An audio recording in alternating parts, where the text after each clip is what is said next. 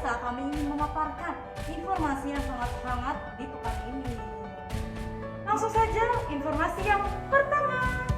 Happy birthday to you.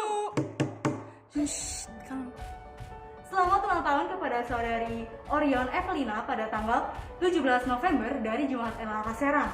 Lalu ada Bapak Pari Ibu Siregar pada tanggal 18 November dari Jemaat NLK Serang juga.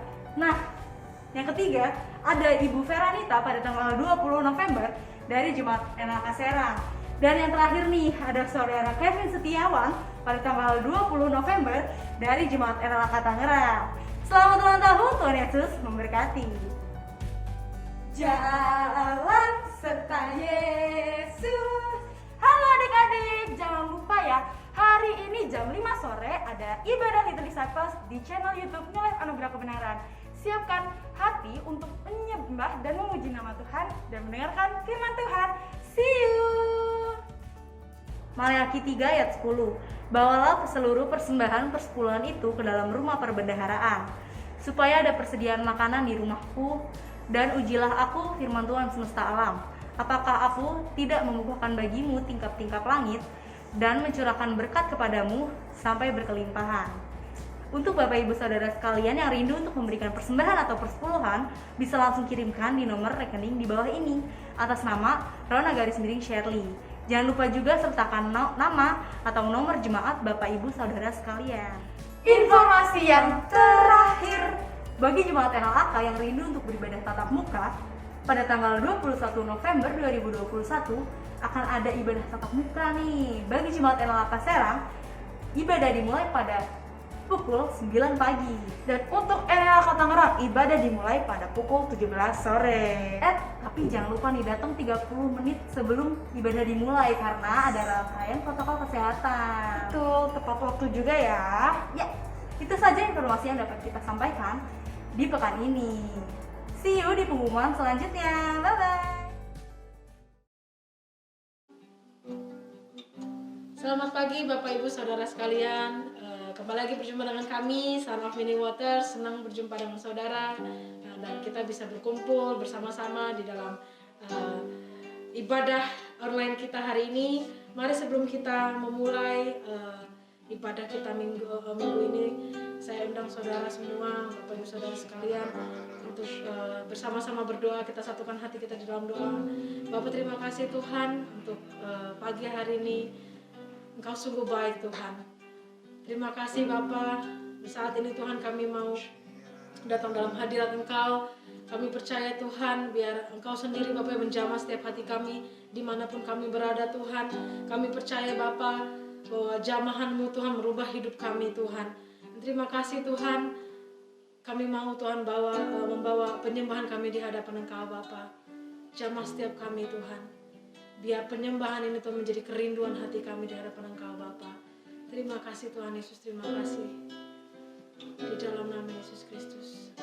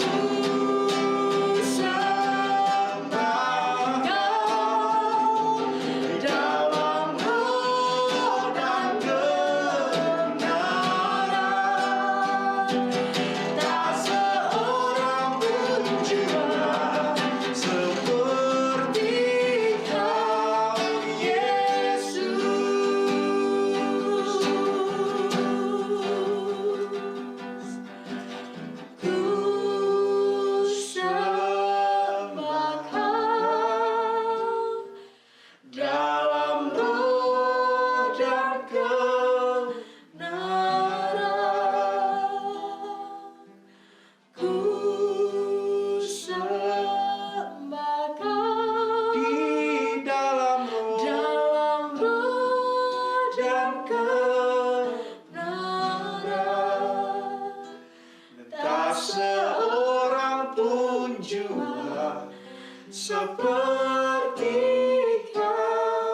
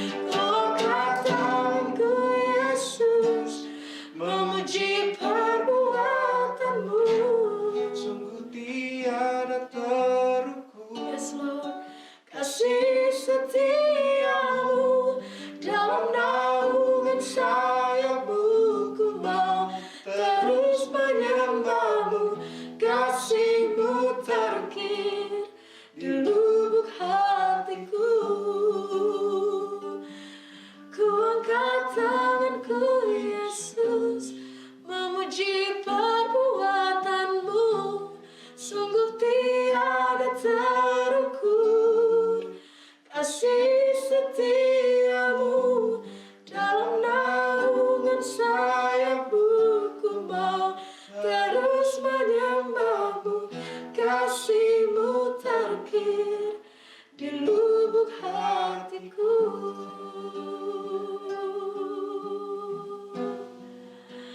Hanya bagimu kemuliaan,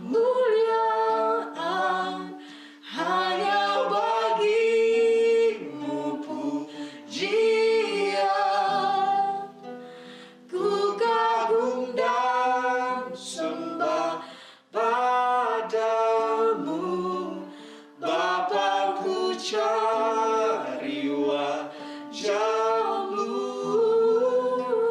Hanya bagimu kemuliaan, hanya bagimu pujian. Kini Ku sembah Bapakku yang ku cinta.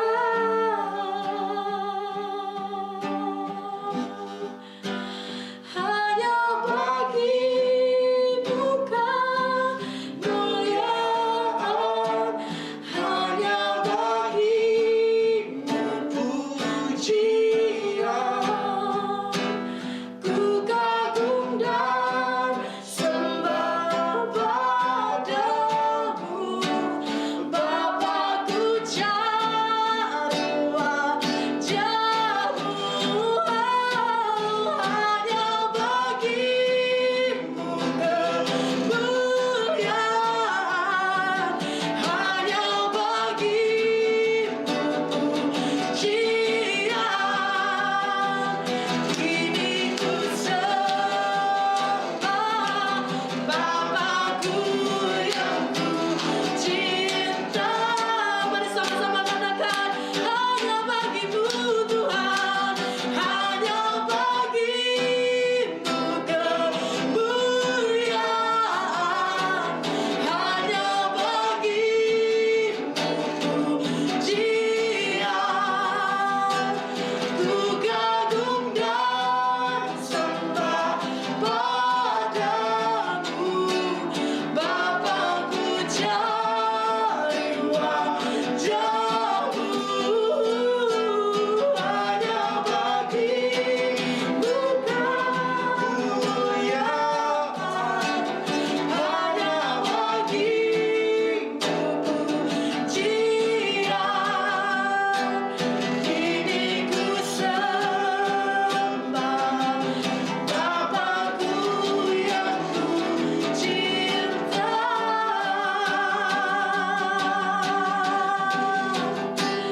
Kini ku sembah Bapakku yang ku cinta. Kini kami sembah Kau Tuhan. Kini ku sembah Bapakku yang ku cinta.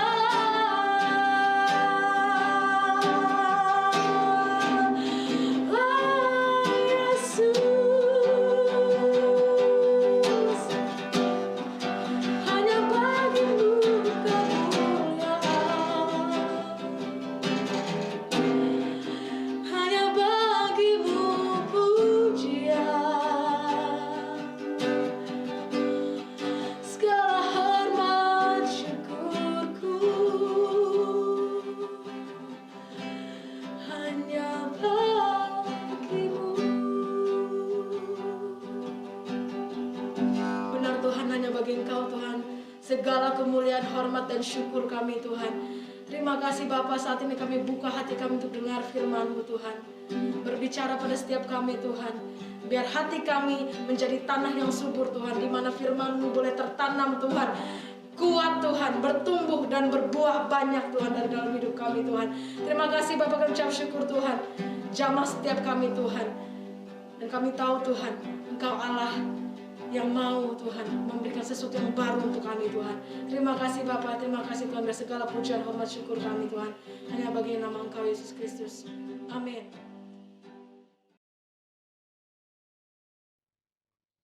2 Korintus 9 ayat yang ke-7.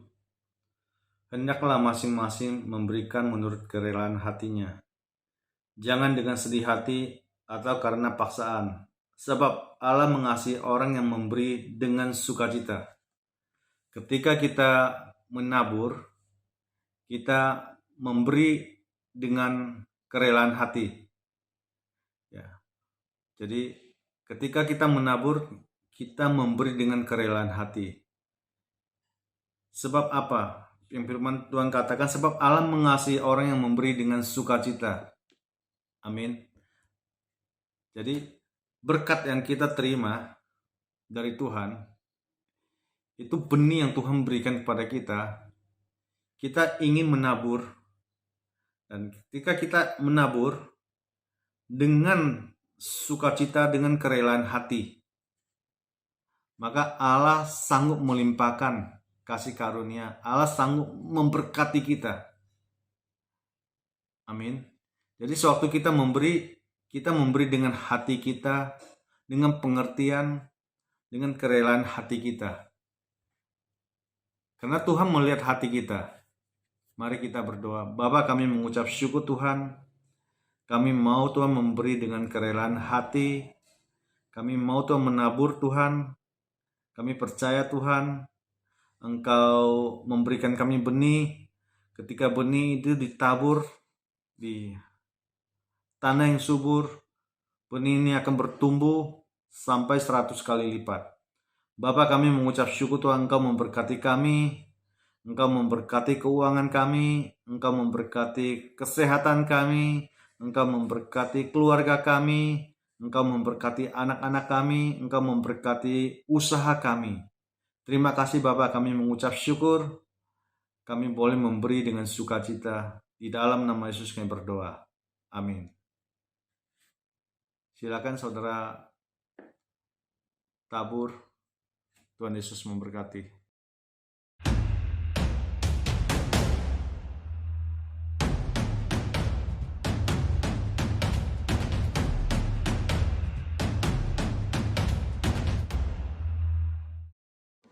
Tuhan, terima kasih Bapa untuk hadirat-Mu di tempat ini. Terima kasih Bapa, karena kami tahu Engkau hadir di tempat ini. Waktu 2-3 orang berkumpul dalam nama-Mu, kami datang sepakat untuk meninggikan nama-Mu di tempat ini. Engkau hadir di tempat ini. Tuhan, sebentar lagi Tuhan, waktu firman-Mu dibagikan, Bapa, kami percaya bahwa Engkau tetap bekerja di tempat ini. Urapi firman-Mu. Setiap firman yang kami dengar Bapa akan jatuh ke tanah yang subur dan menjadi buah yang berbuah lebat dalam kehidupan kami Bapa.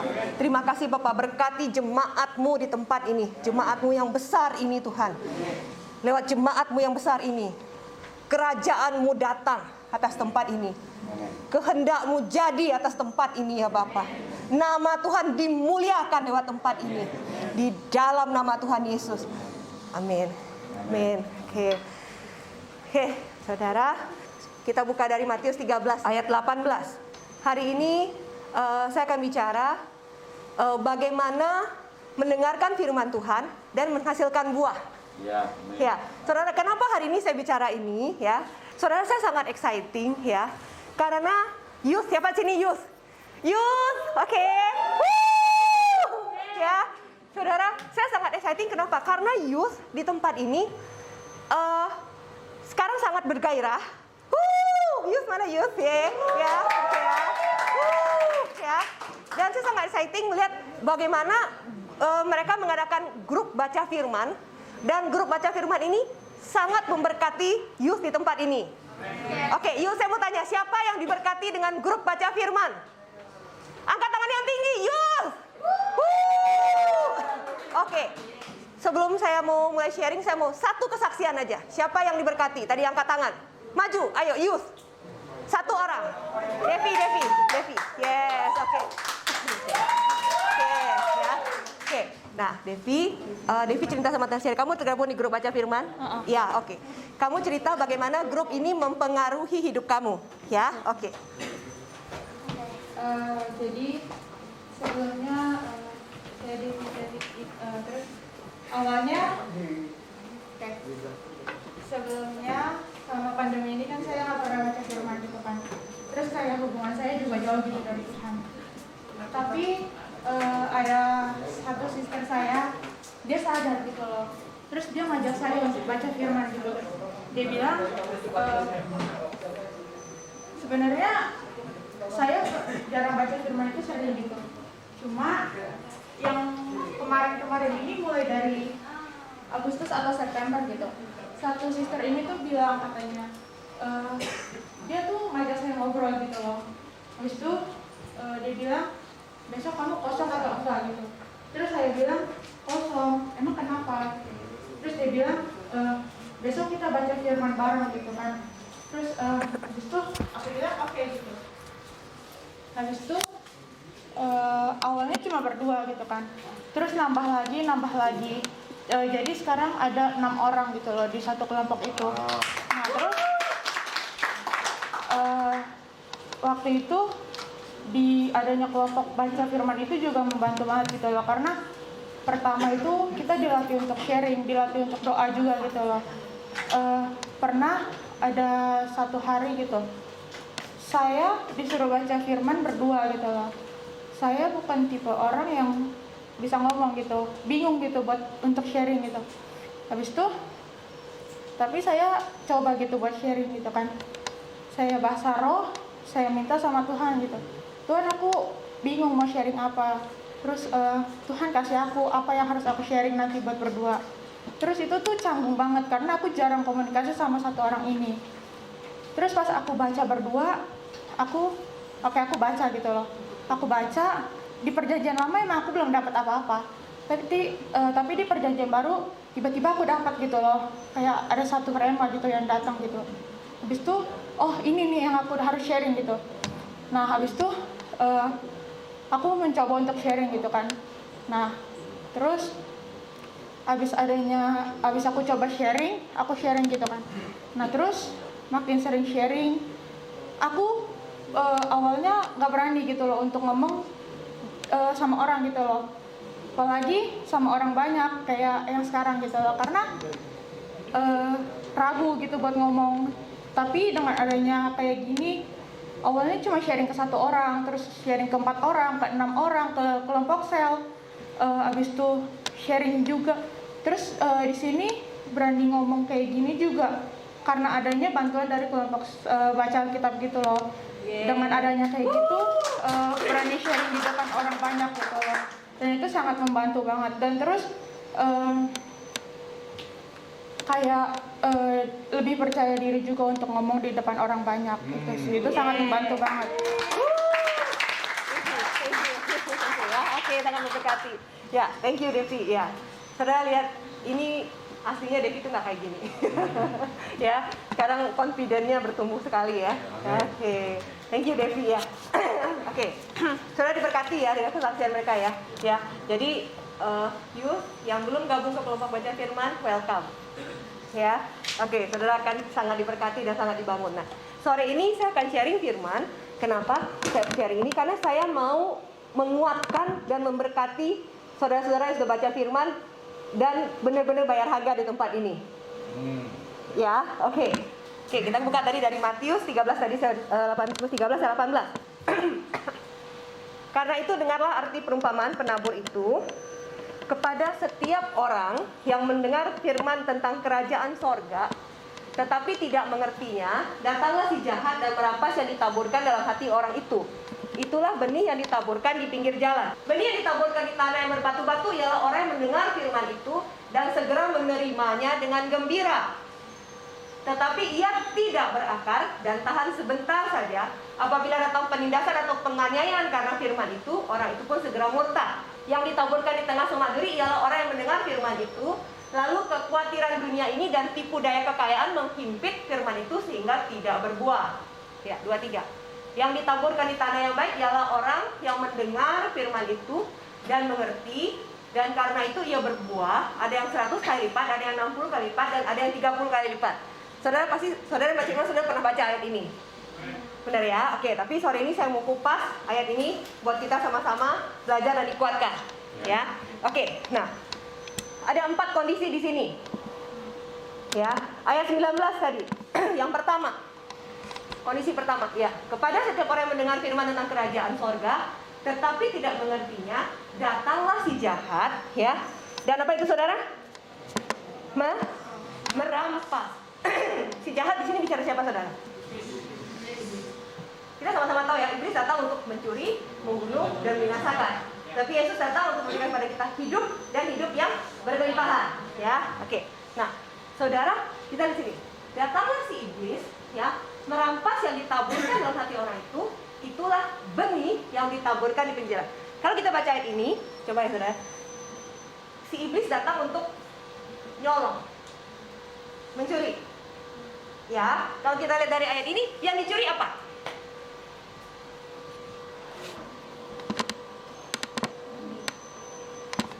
Coba tadi aku dengar. Ya, oke. Benih, ya, saudara. Iya, lihat ya. Itulah benih yang ditabur, benar nggak? Ya kan? Si jahat merampas yang ditaburkan. Yang ditaburkan itu apa? Benih. Ya, saudara. Nah, si iblis itu tadi ya, dia curi benih. Benih yang sangat kecil. Ya, benih itu bicara apa? Waktu kita mendengar firman Tuhan atau kita baca firman, tetapi kadang-kadang ada orang tertentu atau kita sendiri, kita kadang-kadang yang kayak ada orang tertentu juga yang kayak udahlah peduli amat, baca aja, ngerti nggak ngerti pokoknya baca. Kadang-kadang kita belum siap, hati kita belum siap untuk mengerti firman itu, ya. Dan kemudian itulah benih yang dicuri sama iblis. Kenapa iblis mencuri benih itu? Karena waktu benih itu ditanam, ya, di tanah yang subur, disiram, dipupukin, benih itu jadi apa? Tumbuh, jadi buah. Benar nggak? Benih itu berpotensi sangat besar untuk menghasilkan. Nah, itulah yang dicuri iblis. Dia curi benihnya karena dia tahu ada potensi yang sangat besar yang membawa kehidupan pada benih itu. Itulah pekerjaan si iblis, saudara. Jadi pertama, saudara, oke ya, tadi saya bilang bahwa bagaimana kita mau mendengar firman Tuhan dan mendapatkan hasil. Pertama, kita belajar dari kondisi ini. Waktu kita mau belajar dari firman Tuhan dan kita mendapatkan hasil, poin pertama yang kita belajar adalah bukan cuma mendengar, bukan cuma asal baca, tetapi kita mau belajar untuk mengerti firman Tuhan. Kenapa? Karena waktu kita mengerti firman Tuhan itu akan menjadi benih yang akan berbuah, dan iblis tidak punya kesempatan untuk mencuri benih itu dalam kehidupan kita. Amin, saudara? Amin. Oke, kita lanjut poin kedua. Poin kedua, ayat 20. Benih yang ditaburkan di tanah yang berbatu-batu, ya. Orang yang mendengar firman itu dan menerima dengan gembira. Oke, ayat berikutnya. Ia tidak berakar dan sebentar saja apabila datang penganiayaan atau tindasan, orang itu sudah murtad. Coba ya saudara ya, kita ini tinggal di zaman ya, di masa yang, coba kalau kita pikir, siapa sih saudara? Saya bayangin ya, berapa persen sih dari kita yang kalau kita baca firman, kita itu ditindas? Banyak nggak persentasenya? Coba aku mau tahu. Yakin? Siapa yang tindas? Ya benar-benar saudara, mungkin gini, kalau kita di Cina, ya di Tiongkok ya, saudara kita kalau baca firman, kita ketemu Alkitab, ya dan apalagi kita mengedarkan Alkitab, ya saudara kita akan nyanyi dan ditindas. Ya, tetapi dalam kondisi kita di Indonesia, berapa persen sih dari kita yang baca firman ditindas? Mungkin ada ya, 1-2 yang saudara mungkin dari keluarga yang benar-benar anti Kristen, saudara bertobat. Ada ya, bisa ya, tapi oke. Ada nggak saudara benar mengalami saudara baca firman ditindas? Saya dulu ditindas di keluarga, tapi bukan dengan baca firman. Coba, saya mau tanya yang jujur, yang benar-benar saudara baca firman dan saudara mengalami penganiayaan, ada nggak? Aku tidak. Ya, jangan sekali ya saudara. Benar nggak? Kalau penganiayaan karena ikut Kristus, saya tahu sebagai Kristen saudara mengalami. Dan memang kita harus mengalami. Kalau enggak, jangan-jangan pertobatan kita ada masalah. Betul. Benar ya? Tapi penganiayaan karena bisa dibilangin datang penindasan atau penganiayaan. Coba saudara, saya pikir-pikir gitu. Kapan sih kita baca firman kita ditindas? Coba saudara. Nggak ada kan? Terus kapan itu terjadi? Saudara, tadi itu, si Iib itu, yang tadi mencuri, membunuh, dan membinasakan itu, ya, saudara ya, dia menganiaya dan menindas kita dengan cara apa? Dia mengirimkan dusta demi dusta ke dalam kehidupan kita, sehingga membuat kita menjadi ditindas dan dianiaya oleh dusta itu. Contoh, lu udah baca firman berapa lama? Udah setia, setahun. Lu dapat apa sih? Hidup lu berubah apa sih? Emang duitnya tambah banyak datangnya? Pernah nggak berpikir seperti itu? Pernah nggak saudara? Pernah nggak? Itu contoh penganiayaan. Atau, lu baca firman? Iya. Lu berubah nggak? Munafik lu. Baca aja. Lu dapat apa sih? Tuh buktinya masih ngomong jorok. Pernah nggak ngalamin itu saudara? Itulah penganiayaan. Itulah dusta demi dusta yang dikirimkan iblis ke dalam kehidupan kita. Supaya apa? Supaya akhirnya kita hendak berusaha untuk mendapatkan benih itu. Ya, saudara ya, kita ditindas oleh benih itu, dan kemudian akhirnya kita tidak menghasilkan buah. Wow. Itu tanah yang kedua, saudara. Akhirnya apa tadi dibilangin? Ia tidak berakar dan tahan sebentar saja. Saudara lihat kondisinya ya. Ya, saudara lihat ya, modus operandi lawan kita. Ya, begitu cara kerjanya. Ya, dusta demi dusta setiap hari dia kirimkan dalam hidup kita untuk menganiaya kita untuk tidak bertumbuh. Atau saudara, kadang-kadang saudara kita mau baca firman, terus kita ngantuk. Benar nggak saudara? Ya, akhirnya kita mau baca, aduh, males lah. Ntar gue juga dapat apa baca, udah nggak baca. Besoknya terulang lagi, besoknya terulang lagi. Saudara pernah ngalamin ini saya ngomong? Ya, itu termasuk dusta demi dusta yang iblis kirimkan dalam kehidupan kita. Ya, saudara. Oke, nah, caranya gimana? Oke, setiap masalah ada solusi kan? Ya. Iblis yang saya bilang adalah iblis adalah pendusta dan bapa segala dusta. Nah, kita bilang seperti itu. Oke. Saudara pernah tahu cerita di Alkitab orang yang hidupnya dari dusta ke dusta? Ada tahu cerita di Alkitab orang yang hidupnya dari dusta ke dusta, dari bohong ke bohong, dari tipu ke tipu? Ya, siapa? Yakub. Bener, Ko Ajung di belakang. Ye, keren. Ye, yang baca firman. Ye. Ya, saudara. Yakub, si tukang tipu. Bener kan? Hidupnya dari dusta ke dusta, dari bohong ke bohong, dari tipu ke tipu. Bener saudara ya? Oke. Sampai suatu saat, kalau saya baca Alkitab ya saudara ya, kita tahu bahwa si tukang tipu ini dengan segala macam usaha dia sudah berusaha, sudah mendapatkan hasil, dan kemudian Tuhan mengizinkan dia dalam kondisi terjepit,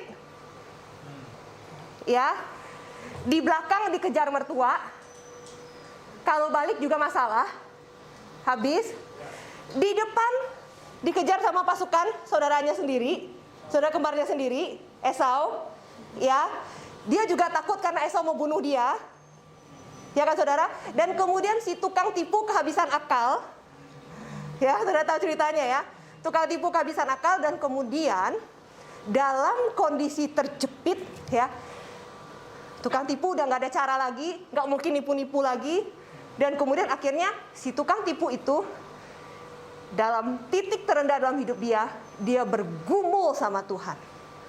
Dia bergulat sama Tuhan. Ya, saudara ingat ceritanya ya? Oke. Dan kemudian saudara kalau ingat dari Alkitab, coba buka ya. Dia bilang apa? Aku tidak akan membiarkan kamu pergi kalau kamu tidak memberkati aku. Benar kan saudara ya? Dan dia bergulat terus, ya, sama malaikat Tuhan, ya, sampai akhirnya malaikat Tuhan harus pukul, ya, hipnya dia, ya, pangkal pahanya dia.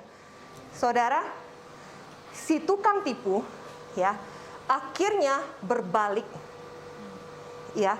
Kenapa? Karena ada satu hal yang muncul dalam hidupnya yang membuat Tuhan memberkati dia. Dia bilang, Tuhan aku nggak akan bisa betul memberkati dia. Yaitu, ini bicara tentang apa? Keputusan yang bulat untuk Tuhan harus memberkati dia. Nangkap gak saudara? Ya, dia bilang sama Tuhan, Tuhan aku tidak akan berhenti bergulat sama Tuhan, ya, sampai Tuhan memberkati saya. Ini apa? Ini bicara tentang keputusan yang bulat yang dia punya di dalam hatinya, bahwa dia tidak akan berhenti bergulat, dia tidak akan berhenti benar-benar mau hancur-hancuran sama Tuhan sampai Tuhan memberkati dia. Ini apa namanya? Kebulatan tekad. Amin saudara. Jadi tadi poin kedua, kita belajar si Ieb itu menindas kita dengan dusta demi dusta. Benar gak saudara? Ya. Tadi si Yakub, dia hidup dari dusta demi dusta. Oke. Dan titik balik kemenangan hidup dia adalah waktu dia punya kebulatan tekad. Amin saudara. Ya, bahwa Tuhan harus memberkati dia dan dia tidak akan berhenti bergulat sama Tuhan sampai Tuhan memberkati dia. Sama saudara. Bagaimana caranya buat kita lepas dari dusta demi dusta yang dikasih iblis dalam hidup kita? Sebagaimana Yakub, dia punya kebulatan tekad, Tuhan saya tidak akan berhenti sampai Tuhan memberkati saya. Itu yang kita harus punya. Amin saudara. Ya, gimana sih jadi kalahin dusta? Kebulatan tekad. Amin saudara. Ya, sejak saat itu Yakub menjadi Israel, artinya yang berkemenangan. Amin saudara. Ya, jadi saudara, kebulatan tekad untuk benar-benar mau mencari Tuhan, benar-benar mau dapat sesuatu sampai saya mengalami kemenangan sama Tuhan, itu yang akan mengalahkan dusta demi dusta yang dikirimkan iblis dalam hidup kita. Amin saudara. Amin. Ya, kalau nggak punya kebulatan tekad nggak bisa saudara. Saudara pernah nggak ngalamin? Sudah niat mau baca, habis itu sebulan 2 bulan habis itu letak lagi. Sudah semangat, habis itu jatuh lagi. Sampai pernah ngalamin? Saya pernah ngalamin ya. Ya saudara, jujur ya, kita ini masih daging kok, bener. Tapi kita ngerti, saya butuh yang namanya kebulatan tekad dan saya pasti menang. Amin saudara ya. Oke, sekarang berikutnya, poin ketiga. Sudah tahu waktu kita mau bertumbuh besar, kita butuh waktu, bener gak? Membesarkan seorang bayi, dari bayi sampai dewasa butuh waktu kan? Tapi saudara, untuk kita bertumbuh menjadi dewasa dan kuat dalam Tuhan dan mendapatkan hasil, butuh yang namanya kebulatan tekad. Amin saudara ya. Oke, berikutnya tadi ayat 22. Yang ditaburkan di tengah semak duri, ya, ialah orang yang mendengar firman itu, ya, lalu kekhawatiran dunia ini menghimpitnya. Ya, amin saudara ya, sehingga ia tidak berbuah. Ya, saudara, khawatir itu bertentangan dengan iman. Waktu kita punya khawatir, iman kita nggak bisa bertumbuh. Makanya iman kita dihimpit sama khawatir. Ya, tapi saya suka sama apa yang diucapkan oleh Daud. Coba di 2 Korintus 4 ayat 13. Saudara kita baca sama-sama ya. 1, 2, 3.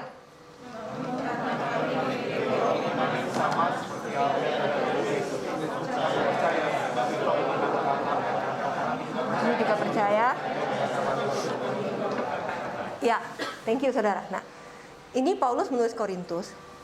Aku percaya sebab itu aku berkata-kata. Itu Paulus mengutip perkataan Daud di kitab Mazmur. Ya. Mazmur Daud bilang, aku percaya sebab itu aku berkata-kata. Saudara di sini, siapa yang saudara sudah pernah baca Mazmur? Oke. Saudara tahu di Mazmur Daud punya banyak sekali kekhawatiran. Benar ya? Dia manusia dan dikejar-kejar. Benar nggak? Dikejar mertua, dikejar orang Filistin. Benar ya saudara ya? Segala macam. Oke. Daud ya, yang dalam kondisi sebagai manusia yang masih bisa khawatir, dia berkata, aku percaya sebab itu aku berkata-kata. Saudara, cara untuk menghandle supaya kekhawatiran itu kalah Amin saudara ya. Kita kan tadi kan kekhawatiran menghimpit sehingga kita tidak berbuah. Sekarang kita mau kalahin kan kekhawatiran itu ya. Gimana sih caranya? Aku percaya, sebab itu aku berkata-kata. Jadi saudara, bagaimana sih caranya supaya kita menang atas kekhawatiran itu? Caranya adalah setiap firman yang punya rema atas hidup kita, kita perkatakan. Makanya aku suka guru baca firman, mereka bukan cuma baca, sehabis itu kamu harus perkatakan. Rema apa yang jadi kekuatan hidup kamu? Kamu percaya dan kamu perkatakan. Amin saudara. Ya, Tuhan kita Tuhan yang berkata-kata. Amin gak saudara? Ya, oke saudara. Waktu kita percaya Yesus, ya, waktu kita percaya Yesus, saudara kita lihat di kitab Nikodemus, ya, waktu Yesus ketemu sama Nikodemus. Nikodemus datang sama Yesus waktu malam. Terus habis itu dia bilang, saya percaya kalau kamu adalah nabi yang diutus Allah. Kalau enggak mungkin kamu bisa melakukan segala hal yang kamu lakukan sekarang ini. Ya, tapi Yesus bilang sama Nikodemus, walaupun dia berarti percaya kan, tapi Yesus bilang apa? Kamu harus dilahirkan kembali. Dan kemudian waktu kita dilahirkan kembali, ya, di Roma 10 ayat 9-10, ya, dikatakan apa? Kamu harus percaya dengan hati dan mengaku dengan mulut. Berarti cukupkah kamu cuma dengan percaya dengan hati? Tentu tidak. Benar kan saudara? Kamu harus mengaku dengan sama saudara. Bagaimana firman itu, ya, yang masuk ke dalam hidup kita itu bisa menjadi firman iman yang mengalahkan kekhawatiran? Sama. Kamu percaya dengan hati dan mengaku dengan mulut. Karena itu aku percaya dan aku berkata-kata. Amin saudara. Ya, perkatakan. Ya, ini poin ketiga yang kita belajar sama-sama saudara sore ini. Bagaimana supaya firman itu bertumbuh dan kita memperoleh hasil. Perkatakan. Amin saudara. Amin. Oke. Saudara, sekarang gini. Kalau kita bicara khawatir ya. Khawatir tuh ada di mana sih? Hah? Di sini apa di sini apa di mana gitu kan? Semuanya. Iya. Iya. Iya. Ini kan oke, ini roh. Ini roh ya. Waktu kita lahir baru Tuhan kasih kita roh yang baru. Ya, ini ada persekutuan. Ya, ada persekutuan. Di sini kita bersekutu dengan Allah karena ini roh Allah. Ada intuisi. Intuisi itu apa? Tuhan memimpin kita lewat intuisi demi intuisi. Roh Kudus berbicara kepada kita lewat intuisi demi intuisi. Ya, ada hati nurani di sini. Ya, kalau kita nggak benar, hati nurani kita kasih tahu. Benar ya? Oke. Di sini, ini jiwa. Ini apa ini? Pikiran. Ya, apa lagi? Logika. Ya. Oke. Aku mau tanya, emosi itu di mana? Di jiwa. Oke. Emosi itu ada di jiwa. Oke, sekarang mau tanya. Bagaimana dengan perasaan? Jiwa. Karena kekhawatiran, perasaan itu bagian dari emosi.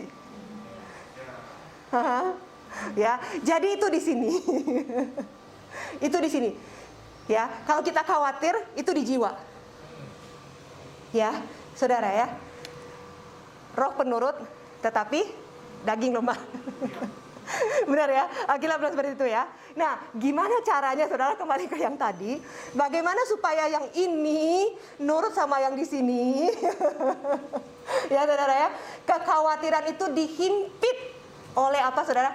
Oleh kebenaran firman Tuhan yang kita ucapkan setiap hari. Amin saudara. Ya, oke. Saudara, saya mau cerita mengenai kesaksian mengenai ini. Ini kisah nyata, tapi bukan di jemaat ini. Ini seorang wanita. Wanita ini dia bertobat lahir baru dari masih SMA. Dan ini bertobat yang bukan kaleng-kaleng punya, yang beneran. Ya, yang beneran bertobat lahir baru, radikal, cinta Tuhan, dan bertumbuh di gereja, ikut sel, melayani Tuhan. Ya, gembalanya sangat kuat dalam mengajarkan iman. Ya, dan kalau kita bilang iman pasti berkata-kata. Jadi wanita ini, oke, saudara, ya, wanita ini gini, dari muda, ya, dia sudah bilang gini, saya akan menikah dengan pria yang sungguh-sungguh cinta Tuhan. Ya, dia bertobat itu masih SMA, ya, saudara, ya, oke. Dan dia tahu bahwa dia harus menikah. Dia kepingin menikah. Yuk, di sini siapa sih yang mending menikah? Gak ada, beneran? Jujur kan? Thank you. Tapi kayaknya cuma yang di depan doang yang pingin nikah. Di sono gak ada ya.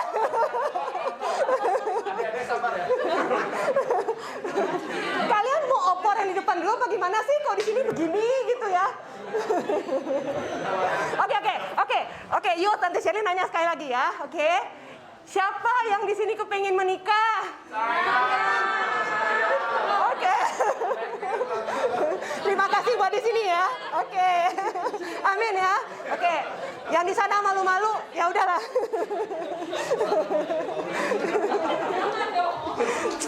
Gimana sih di sini malu-malu? Masa saudara nggak pengen menikah? Jujur aja sih. Jujur aja gitu ya. Oke. Nah, jadi saya lanjut ya ke cerita saya ya. Oke, terima kasih buat grup yang pengen menikah ya. Oke. Nah, jadi wanita ini dari muda, dari bertobat dia, dari saya pasti bilang tuh, dia sudah bilang sama Tuhan, dia confess sama Tuhan. Salah satu firman yang dia confess adalah, saya akan menikah dengan seorang pria yang sungguh-sungguh cinta Tuhan. Ya, dia confess itu setiap hari. Ini wanita yang excellent, saudara. Jadi dia kemudian kuliah, habis kuliah dia kerja, dan dia kerja di suatu perusahaan dengan excellent, dengan hasil yang cukup baik. Oke, dan kemudian saudara, suatu hari terjadi sesuatu yang kita nggak tahu lah ya. Gini, tiba-tiba dia usia waktu sudah 30 lebih, saudara, dan dia belum menemukan pria yang tadi dia bilang itu. Jadi bilang, saya akan menikah dengan seorang pria sungguh-sungguh cinta Tuhan. Umur saya lupa, sekitar ya 34 tahun. Dia tiba-tiba kena tumor payudara. Wah, saudara ya, belum menikah ya, masih gadis, kena tumor payudara. Oke. Dan kemudian harus dibuang satu. Waduh, saudara, buat wanita sudah ngerti ya, ini sesuatu yang sangat berharga sekali. Tapi saudara, dia tetap bilang apa? Saya akan menikah dengan seorang pria yang takut akan Tuhan. Saya lanjut, saudara ya. Waktu ditanya, ada kekhawatiran nggak tentang masa depan dia? Jujur dia bilang iya. Jujur dia bilang iya. Ya, yang menceritakan kesaksian ini sama saya, ini gembalanya sendiri dari kesaksian wanita ini. Ya. Dia menjalani proses pengobatan sampai sembuh dari tumor, ya. Dan dia tetap memperkatakan bahwa saya akan menikah dengan suami yang sungguh-sungguh cinta Tuhan. Saudara, umur bertambah, saudara. Sudah di atas 35. Bahwa saudara wanita sudah kebayang ya. Ya, punya masalah dengan tumor payudara, kemudian umur udah semakin tinggi. Saudara ngerti ya artinya ya? Oke ya. Dia tetap memperkatakan, saya akan menikah dengan seorang pria yang sungguh-sungguh cinta Tuhan. Saya tahu, umur 38, bertemu dengan seorang pria yang sungguh-sungguh cinta Tuhan, yang tidak masalah sama sekali dengan kondisi tubuh dia, yang mengasihi dia, dan mereka menikah. Wow, amazing nggak, saudara? Ya, sudah lihat, gitu? Saya akan menikah dengan seorang yang sungguh-sungguh cinta. Sudah lihat bagaimana kuasa, ya, bagaimana kuasa waktu kita memperkatakan apa yang Tuhan kasih kepada kita. Amin, saudara? Ya, boleh punya khawatir, tetapi kita akan menang waktu kita belajar memperkatakan apa yang Tuhan mau kita katakan. Amin saudara. Ya. Oke, sekarang poin keempat. Poin keempat tadi ayat berapa yang terakhir ya? 23 ya. 23. Matius 13 ayat 23. Oke. Yang ditaburkan di tanah yang baik ialah orang yang mendengar firman itu dan mengerti. Amin saudara. Tadi kita udah bahas mengerti ya. Bagaimana iblis tidak kita biarkan mencuri benih firman Tuhan itu. Amin saudara ya. Dan karena itu ia berbuah, ada yang 100 kali lipat, ada yang 60 kali lipat, ada yang 30 kali lipat. Oke, nah firman Tuhan di Matius ini ya, Matius membahas sampai sini, tetapi juga dibahas di kitab Markus sama Lukas. Ya. Nah, di Markus sama Lukas ya, itu ada lanjutannya saudara. Ya, kita pindah sekarang ya, kita pindah ke Markus. Coba di Markus 4 ayat 23. Markus 4 ayat 23 sampai 24. Coba. Markus 4 ayat 23 sampai 24. Lanjutannya ya saudara ya. Barang siapa mempunyai telinga untuk mendengar, hendaklah ia mendengar. Kemudian 24-nya. Nah, lalu ia berkata lagi, saudara, camkanlah apa yang kamu dengar. Ukuran yang kamu pakai untuk mengukur akan diukurkan kepadamu, dan di samping itu akan ditambahkan kepadamu. Ya, oke. Di sini dikatakan camkanlah apa yang kamu dengar. Oke, nah saudara tahan di situ ya, sebentar ya. Saudara ingat tadi, camkanlah apa yang kamu dengar. Oke, nah sekarang kita lihat bacaan lain di Lukas. Coba Lukas 8 ayat 18. Nanti saya akan balik ke sini lagi. Ya, kalau saudara buka saudara punya sendiri Lukas 8. Ya, oke, thank you. Ya, coba lihat ya. Karena itu perhatikanlah, jadi apa saudara? Cara kamu mendengar. Oke, tadi yang di Markus. Coba Olive tolong balik ke Markus. Tadi apa? Camkanlah apa yang kamu dengar. Oke saudara, ini dua kitab menulis hal yang sama, tetapi dari sudut pandang yang berbeda. Ya, yang pertama bilang, camkanlah tadi apa? Apa yang kamu dengar. Yang kedua tadi apa? Cara. Benar ya saudara? Ya kan? Iya, cara ya kamu mendengar. Oke saudara, jadi saudara ya, ada apa ya namanya ya, attitude ya, what do you say? Sikap hati. Ya, sikap hati ya. Oke, thank you. Ada sikap hati yang kita harus punya waktu kita mendengar. Pertama, hati-hati dengan apa yang kita dengar. Amin saudara.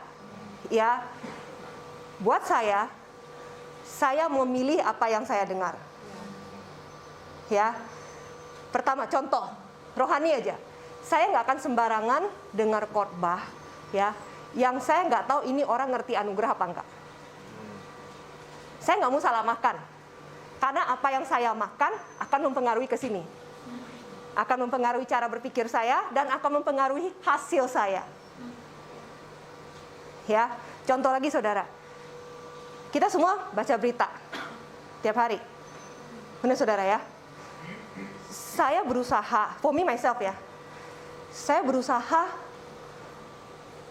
gak mau banyak menelaah sampai ke dalam gitu ya, untuk hal-hal yang menurut saya tuh gak penting gitu loh saudara. Contoh ya, contoh paling gampang aja. Kemarin kita baru dengar berita artis mati di jalan tol, ya kan? Oke, pertama kan berita masuk gitu. Oh iya ya, kita mau dengar nih ya, siapa yang mati jalan tol begini, oke. Tapi kemudian beritanya dibahas terus, muncul di mana-mana dan dibahas terus sampai kemana-mana. Benar nggak saudara? Saudara tahu ya, benar-benar di medsos. Saudara, saya what for? Kalau saya udah tahu beritanya ya udah. Kenapa sih saya harus dengar lagi? Which is I know itu sebenarnya sampah. Ngerti nggak saudara? Bukan saya nak dengar berita ya saudara ya. Ya, tetapi saya memilih apakah yang saya dengar. Kenapa? Karena Filipi 4:19, semua yang baik, semua yang mulia, semua yang kudus, semua yang suci, semua yang sedap didengar, pikirkanlah semuanya itu. Kenapa saya harus pikirin, saya harus mendengar, dan kemudian saya menelaah, ya, misalnya kalau kita nonton TV gitu ya, berita gosip gitu-gitu ya, sorry ya, nggak ada waktu buat itu. Benar saudara ya, saya nggak ada waktu buat gitu, ya, mungkin medsos sekarang banyak banget yang apa sih, selebritis gitu ya, YouTuber ya, tokoh-tokoh Instagram yang maksudnya yang kita kadang-kadang anak-anak tuh sampai tahu sampai detail hidupnya, sampai parah-parahnya, so what for gitu loh. Maksudnya apakah itu membangun apa yang saya dengar? For me myself, bukan berarti kita mau gak dengar berita ya, tetapi saya memilih apa yang saya dengar. Saya memilih, sel kosong, saya memilih setel penyembahan. Saya memilih untuk memasukkan hal-hal yang baik dan membangun ke dalam kehidupan saya. Amin. Amin. Amin saudara. Amin. Ya, oke. Itu tadi mengenai apa yang kamu dengar. Ya. Kedua, cara kamu mendengar. Ini juga sangat mempengaruhi hasil kita saudara. Ya. Coba tadi kita lihat firman-nya. Yang Lukas 8 ayat 18. Lihat ya, Lukas 8 ayat 18. Perhatikanlah cara kamu mendengar. Ya, oke. Nah, sebentar. Saya akan kembali ke Tadi ke Matius tadi. Sorry ya, sebentar. Yang tadi Matius 13 yang kita baca itu yang ayat 23. Yang tadi kita baca sama-sama yang Matius, kita kan tadi Matius, Markus sama Lukas ya.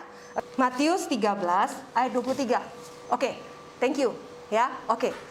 Benar ini dia. Oke, tadi kita melihat ada hasilnya, ada yang 30 kali lipat, 6 kali lipat, 100 kali lipat.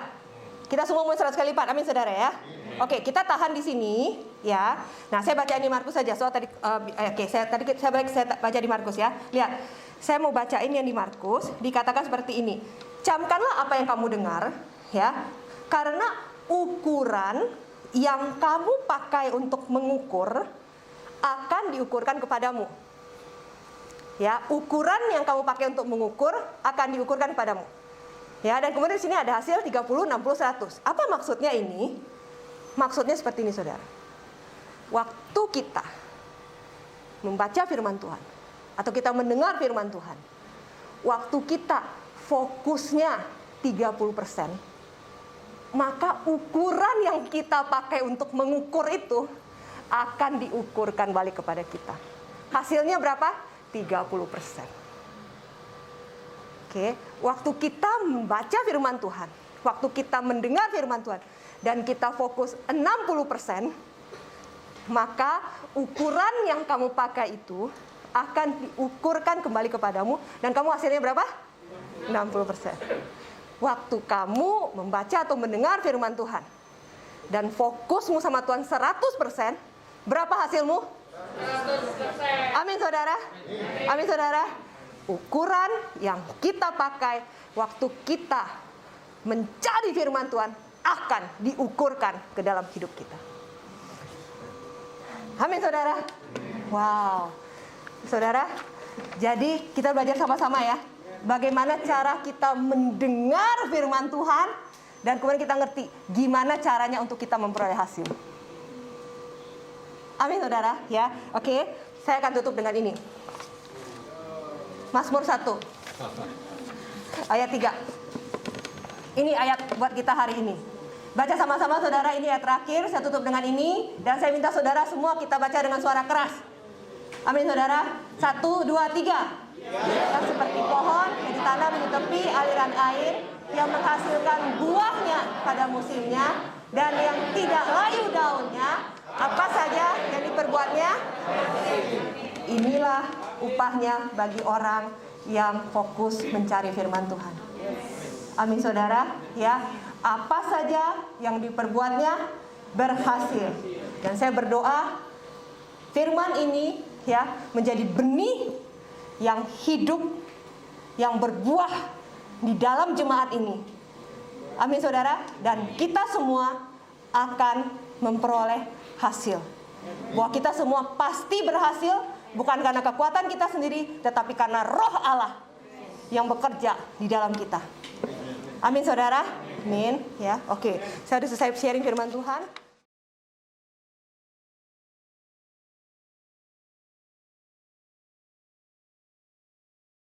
Ya, selamat pagi Bapak, Ibu, dan saudara kekasih dalam Tuhan. Saat ini kita mau ambil perjamuan kudus, perjamuan kudus yang penuh dengan kuasa. Amin. Bapak Ibu, ketika bangsa Israel mau keluar dari Mesir. Ya. Mereka itu keluar dengan jumlah Alkitab mencatat bahwa yang keluar itu adalah 600.000 laki-laki dan tidak terhitung untuk istri dan anak-anaknya. Kalau dihitung secara keseluruhan lebih kurang, ya 2,5 juta orang keluar. Begitu banyak orang keluar. Dan apa yang terjadi ketika mereka pada malam hari itu memotong anak domba, ya, memakan dagingnya untuk anak domba, dan itu mereka melakukan perjamuan kudus. Dan begitu banyak orang keluar, mereka keluar tanpa ada sakit, tanpa ada yang meninggal. Ya, itu kuasa daripada perjamuan kudus. Dan apa yang terjadi lagi, bahwa mereka mendapat kemurahan Tuhan. Tuhan menggerakkan orang-orang Mesir memberkati orang Israel. Memberikan mereka emas, memberikan mereka perak, memberikan mereka kain-kain. Ya, kemudian apalagi yang terjadi itu kelepasan. Mereka keluar dari perbudakan Mesir. Dan hidup mereka diberkati. Amin. Nah, dan itu di perjanjian lama. Ya, sedangkan kita mengerti bahwa perjanjian lama adalah menggambarkan ke perjanjian baru. Nah, pada saat kita sekarang ini, kita benar-benar menerima perjamuan kudus yang telah dilakukan oleh Yesus di atas kayu salib. Itu kuasanya lebih besar dan lebih nyata daripada gambaran di perjanjian lama. Jadi Bapak Ibu bisa membayangkan, kuasa kita waktu mengambil perjamuan kudus ini begitu besar. Amin. Mari kita doa sama-sama. Kita angkat roti ini dan kita berdoa bersama-sama. Bapa, kami bersyukur dan berterima kasih Tuhan untuk perjamuan kudus ini yang penuh dengan kuasa Tuhan. Tuhan, kami sungguh percaya ada kelepasan Tuhan. Ada kelepasan kami Tuhan dari perbudakan. Dan kami diberkati di dalam nama Tuhan Yesus. Karena Yesus Kristus telah mati buat kami Tuhan. Kami diberkati Tuhan. Dan Tuhan, kami juga panjang umur di dalam nama Tuhan Yesus. Kami hidup sehat di dalam nama Tuhan Yesus. Dan kami juga Tuhan kami mengucap syukur Tuhan bahwa kemurahan Tuhan dan kemakmuran Tuhan menyertai kami. Kami mengucap syukur Bapa. Terima kasih Tuhan kami menerima tubuh-Mu yang disalibkan buat kami Tuhan. Kami menerima dengan ucapan syukur di dalam nama Tuhan Yesus.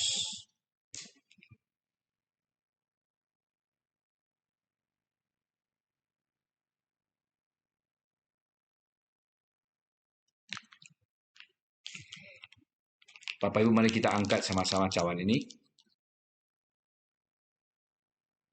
Mari kita berdoa. Tuhan Yesus Kristus, kami mengucap syukur Tuhan. Untuk darah-Mu yang dicurahkan buat kami, menyelamatkan kami Tuhan. Menguduskan kami Tuhan satu kali untuk selama-lamanya. Sehingga kami bisa masuk ke dalam tata suci kerajaan Allah. Tata kudus kerajaan Allah. Karena darah-Mu yang menyucikan kami Tuhan. Tuhan, kami mengucap syukur Tuhan. Dengan darah-Mu Engkau menebus kami Tuhan. Terima kasih Bapak, kami mengucap syukur Tuhan. Kami menerima di dalam nama Tuhan Yesus. Mari kita minum sama-sama.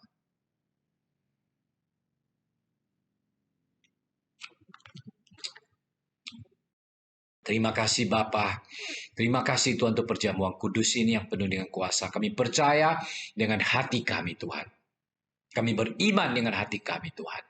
Bahwa hidup kami Tuhan diberkati, panjang umur, dan kemurahan Tuhan bersertai kami. Terima kasih Bapa, di dalam nama Tuhan Yesus kami berdoa ucap syukur. Amin. Amin Bapak Ibu. Selamat pagi Bapak Ibu, saya percaya Bapak Ibu diberkati dengan khotbah hari ini. Dan sesi terakhir, doa berkat. Mari kita angkat tangan, untuk terima berkat. Aku berdoa supaya Ia, Bapa di surga, menurut kekayaan kemuliaan-Nya, menguatkan dan meneguhkan engkau oleh rohnya di dalam batinmu. Sehingga oleh imanmu Kristus diam di dalam hatimu dan kamu berakar serta berdasar di dalam kasih. Aku berdoa supaya engkau bersama-sama dengan semua orang kudus bisa memahami betapa lebarnya dan panjangnya, tingginya dan dalamnya kasih Kristus, dan dapat mengenal kasih itu sekalipun yang melampaui segala akal dan pengetahuan. Aku berdoa supaya kamu dipenuhi di dalam seluruh kepenuhan kealahan, bagi Dia yang dapat melakukan jauh lebih banyak daripada yang kau doakan dan pikirkan, seperti yang ternyata dari kuasa yang bekerja di dalam engkau. Bagi Dialah kemuliaan di dalam jemaat dan di dalam Kristus Yesus turun-temurun sampai selama-lamanya. Amin. Tuhan berkati saudara.